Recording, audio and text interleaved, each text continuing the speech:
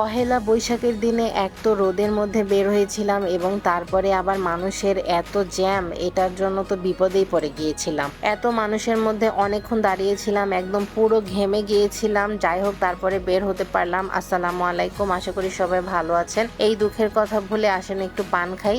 আর পান যদি নাই খেতে চান তাহলে আসেন এই বেলুনগুলো সব একসাথে কিনে তারপর উড়িয়ে দেই। পহেলা বৈশাখের দিনে প্রখর রোদের মধ্যে আমরা চলে যাই রমনা পার্কে এবং রমনা পার্কে গিয়েই দেখি একটা ছোট্ট বিড়াল সোনা এখানে রয়েছে। গলায় আবার সুন্দর করে মালাও রয়েছে, দেখতে অনেক কিউট লাগছিল।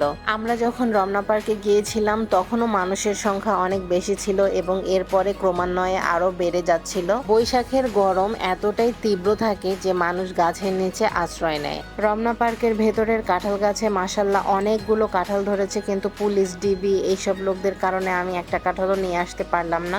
গরমকাল হলেও বাচ্চাদের পরিমাণও পার্কের ভিতরে অনেক বেশি ছিল এবং তারা বিভিন্নভাবে খেলাধুলা করে এনজয় করছিল। পার্কের ভিতরে হাঁটতে হাঁটতে গলা শুকিয়ে যাচ্ছিল এবং আমরা আইসক্রিমও খেয়েছিলাম। এরপরে আমরা পাঁপড় ভাজা খেয়েছিলাম, তারপর খেয়েছিলাম ডাবের পুডিং, মানে একটার পর একটা ননস্টপ চলছিলই। দুইটা ছোট্ট বাবু ঢোল বাজাচ্ছিল, কয়েকজন আন্টি মিলে নেচে নেচে ছবি তুলছিল, কেউ চরকা ঘুরাচ্ছিল, বিভিন্ন ধরনের ফল দেখলাম, তারপর চানাচুর মাখা দেখলাম, অর্নামেন্টস এর দোকান দেখলাম। রমনা পার্কে 3টা জায়গায় স্টেজ পারফরমেন্স হয়েছিল, আমরা ঘুরে ঘুরে দেখেছি এবং সবাই অনেক ক্লান্ত হয়ে বসে পড়েছিল। আমরাও ঘাসের উপরে বসলাম। গরমের মধ্যে সিদ্ধ হয়ে যাওয়ার জন্য আমরা কফিও পান করেছিলাম। এরপর শুরু হয়েছিল আসল মজা। রমনা পার্ক থেকে বের হব, গেটের কাছে আসলাম, দেখলাম মানুষের এত ভিড়। 15 মিনিটেরও বেশিক্ষণ এই ভিড়ের মধ্যে দাঁড়িয়েছিলাম, সিদ্ধ হয়ে যাচ্ছিলাম গরমে এবং অতঃপর বের হতে পারলাম। রমনা পার্ক থেকে বের হয়ে আমরা গেলাম বাংলাদেশ শিল্পকলা একাডেমিতে।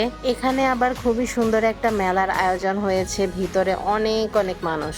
এত মানুষের ভিড় দেখে মনে হয় যেন বাংলাদেশের সব মানুষই ঢাকায় থাকে। মেলাটা কিন্তু অনেক বড় জায়গা নিয়েছিল এবং অনেকগুলো স্টল ছিল, অনেক সুন্দর সুন্দর জিনিস এখানে ছিল। মেলায় যতগুলো দোকান ছিল ম্যাক্সিমামই ছিল হাতের তৈরি জিনিসের দোকান। এসব মেলায় আসলে মনে হয় যেন সব কিনে ফেলি এবং পকেটে বেশি করে টাকাও নিয়ে আসতে হয়। আমি হলাম ভাই গরিব মানুষ, অত টাকা পয়সা নাই, আমি শুধু দেখি আর চোখ জুড়াই।